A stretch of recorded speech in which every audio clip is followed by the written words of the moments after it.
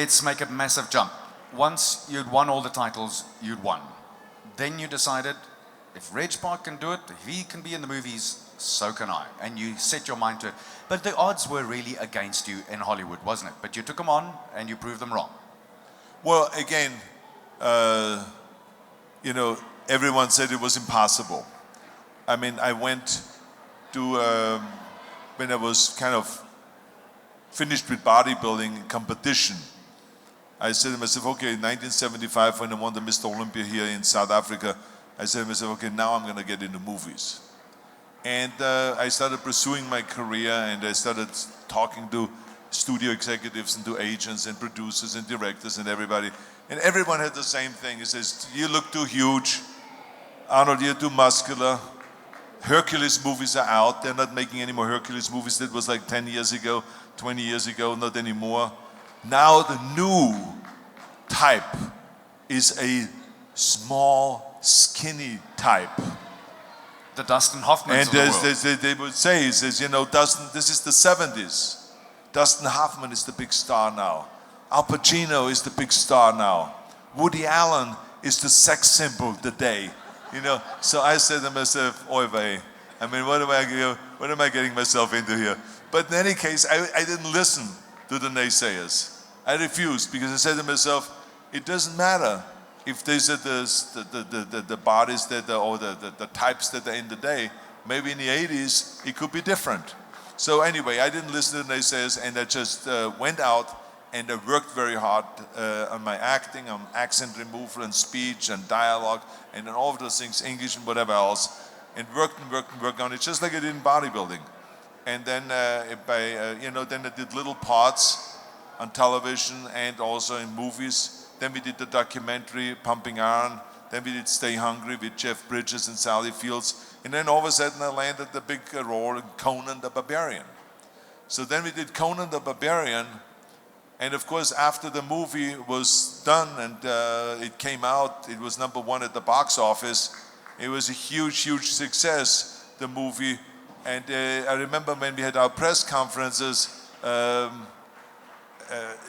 John Milius, who was the director, he said to the press, if we wouldn't have had Arnold, we would have had to build one.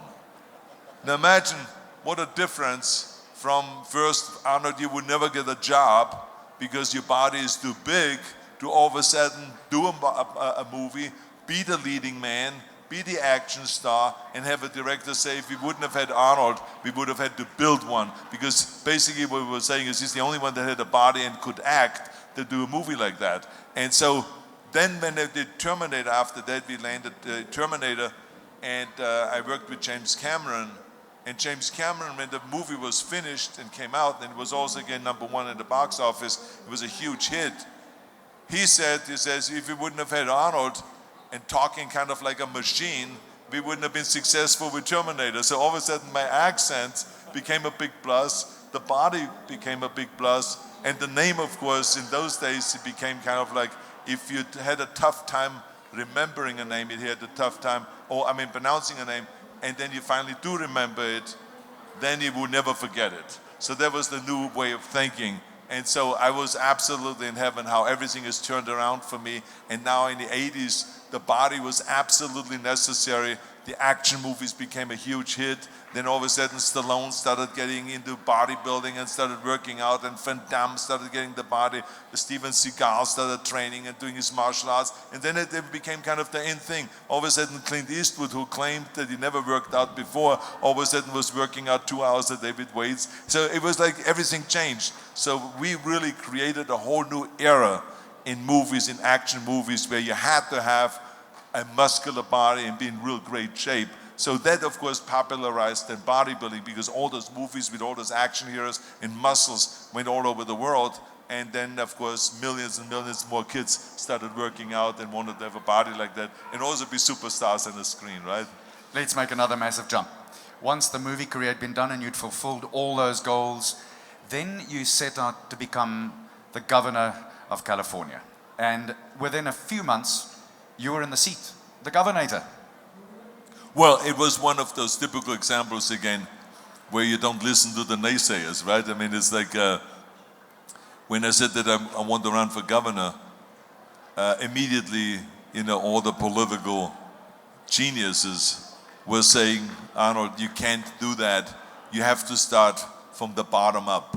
You have to first become a city council member, then maybe run for mayor, then for a state senator, and work your way up. And I said, well, I don't have really the patience for all this stuff, for this little stuff. I said, I want to just jump in right there and be the top and be the head of the state, the whole state of California. And of course, California is a unique place because it's kind of like a nation state. It's not just a state, it's like a nation. We're the 8th largest economy in the world as a state. So imagine the power that you have. We have a population of almost 40 million and a GDP of $2.5 trillion. So it's a really extraordinary place.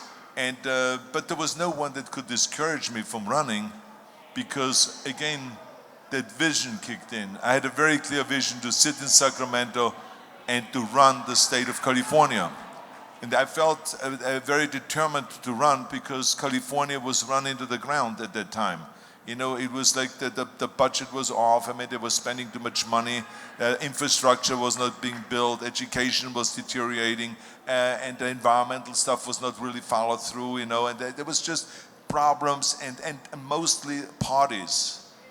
The Democrats and the Republicans couldn't get along to get anything done. And so I promised the people that I will bring both of the parties together. Even though I'm a Republican, but I'm not an ideologue. So I have to do things not what is best for the party, but what is best for the people. So I could bring Democrats and Republicans together We'll and have then you solve here in the South problems. Africa if you could do the same thing here, please. Well, I think that's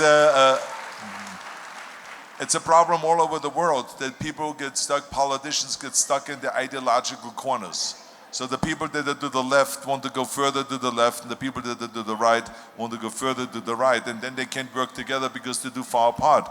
And they see things only through the political eye. I mean, how could you make, for instance, an issue like the environment a political issue? I could not see it as a political issue. I can only see it as a people issue. I mean, there is no Democratic air or Republican air. We all breathe the same air. There is no liberal air or conservative air. It's the same air that we are breathing. So why would we not want to get rid of pollution? Why would we not get rid of fossil fuels? Why would we not want to go into renewable energy so that we don't kill 7 million people every year from pollution? It is common sense, right? This has nothing to do with party, but the politicians make it a political issue, and that's what they do. And so I didn't want to fall for that at all. In the 7 years I was governor, I stayed always, and the only question I always had was, what is the best for my state? What is the best for my country? What is the best for the world? And so it's natural that you want to go and get the kids better education. It's natural. It doesn't matter what party you're in. That you want to get a cleaner air, cleaner water, cleaner ground, so that people don't die from this stuff. Or that you want to go and get more infrastructure so people can drive easier to work and build extra lanes. It's a no-brainer, right? So, but for the politicians, it was always a fight about, well, this is not really a Republican principle, or this is not really a Democratic principle. So we were fortunate that half of my goals that I set were accomplished. And that's really good in politics because you're not running it yourself. It's not a dictatorship. So you are working together with legislators and with the special interests and labor and the business community and all that. So, but I had a great time, and it was, I would say that out of all the things that I've done, I'm the most proud of that I took 7 years out of my life, didn't take any salary. The money that they give you a salary, I gave it back to the state. I didn't want to make anything because it was petty cash anyway compared to what I made in the movies. So I didn't, I think there was so many more people that needed that money in California than me. And so I gave 7 years of my life to that. And then after I was finished, I created the USC Schwarzenegger Institute, and now we continue doing the work on policy and good government practice and political reform and infrastructure, environmental issues, health issues, and so on.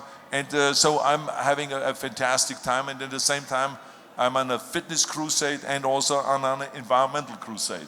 We're going to get there in a second. The reason why I brought up the politics is I want you to please give me a warm round of applause for the MEC of Sport in Gauteng, Faith Mazibuku, who's going to join us up on stage here. Ma'am, if you could please join us, that would be very kind of you. And while she comes up here, Arnold, I'm going to do something unprecedented, but the last time you were here was in 2001. And then I was, let's see if the camera jib can get in here to show you that picture, if it can. Because there's a very young Arnold on the right-hand side and an even younger Arnold on the other side. You make up your mind which one is which. And that was for the Special Olympics. And while the MEC is coming up here, I want to ask you to do what everyone would like you to do down there, for them to sign that for me while the MEC comes up here, please, if you will. And there we go. So please, will you put your hands together for the MEC of Sport in Gauteng, MEC Faith Mazibuko. Thanks so much for joining us, ma'am. It's my pleasure to have you on stage. There we go. Thank you, sir. Much appreciated. So,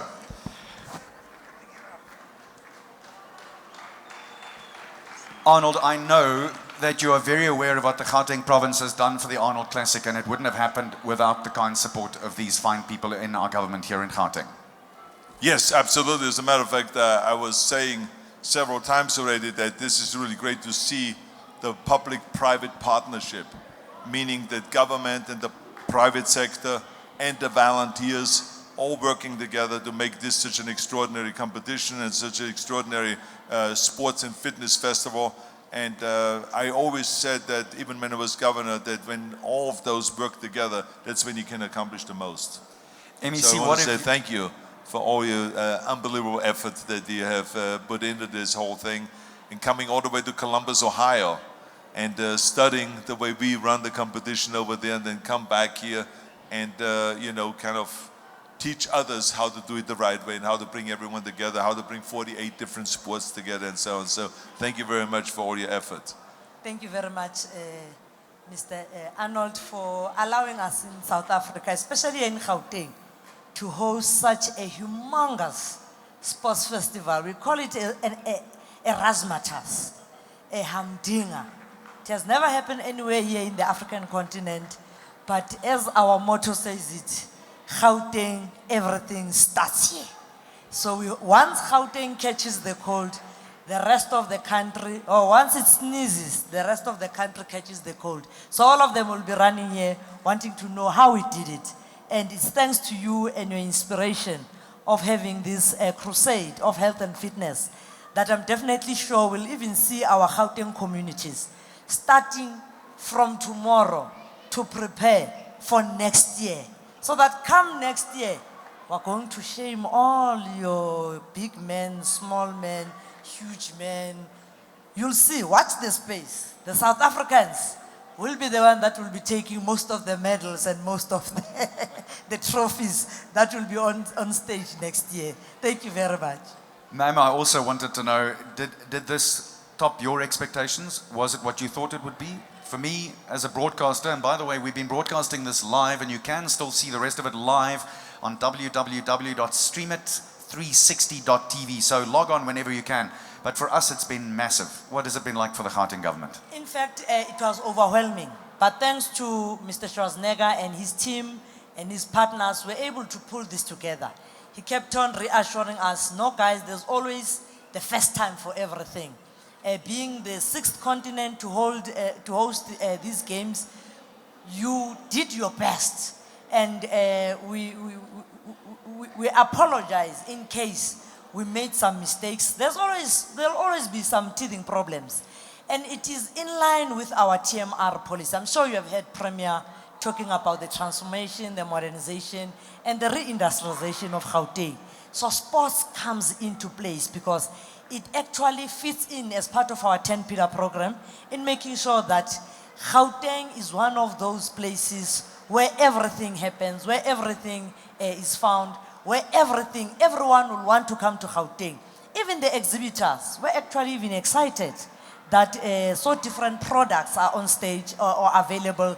So we hope with your partnership and with your assistance, in Zulu we usually say, as you help us to crawl along, we'll further improve, especially because we'll be hosting these games for the next 4 years. So in the next 4 years, we'll be improving more and more. It won't only be 47 sporting codes next time. We hopingly will go even up to 60, and maybe we'll even create more, even go to 100, depending what will be available at that time. Well, I must tell you, Arnold, my little daughter, who's 8 years old, was saying to me, please, can you ask Uncle Arnold if we can have ballet next year?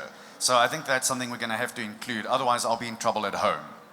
Well, there's no reason why to get stuck with 48 different sports and activities.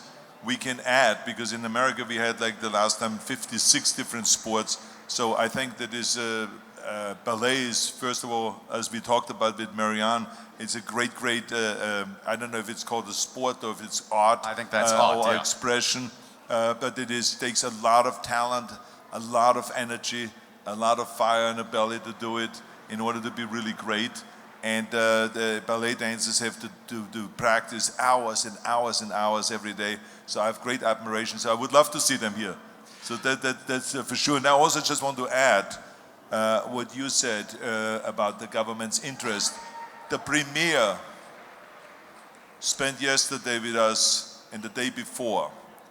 And I said to him, I said, someone that is so busy, and I know you're going through local elections now in South Africa, and you have to run around and campaign, and I know how that was when I was governor.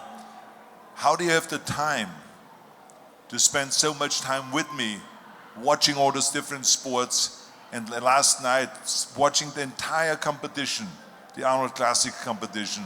And he said, I love sports, and I love the idea of inspiring people to get out of their homes and to exercise. I love this. I see this as a family activity, he said to me. And I want that in every school that they have sports and fitness activities. He says, so this is really great. This brings attention to that sport and fitness through television and social media and so on. He says, we need to participate, we need to work there. So he showed great passion for this whole thing. So I just wanted to know that I saw that firsthand, and I always loved it, because I hate when politicians come, they do the ribbon cutting, and then they beat it. They're gone, you never see them again. But this premier was there, glued to us, and showed tremendous interest. I really appreciate that, and please tell him that. I will definitely pass the message to him. Arnold, I'm afraid our time is up, but a request from the crowd, please. 2 lines. Firstly, the famous one, hasta la vista, baby. Please, for our crowd out here. Hasta la vista, baby. And I'm doing this because I want them, this is obviously, we're going out live, by the way, now, right around the globe. So I want you to say the famous words, I'll be back, because we want you back next year. But first they say, get to the chopper! And I'll be back. Ladies and gentlemen, please, a big, warm round of South African applause for a legend in his spare time, Mr. Arnold Schwarzenegger.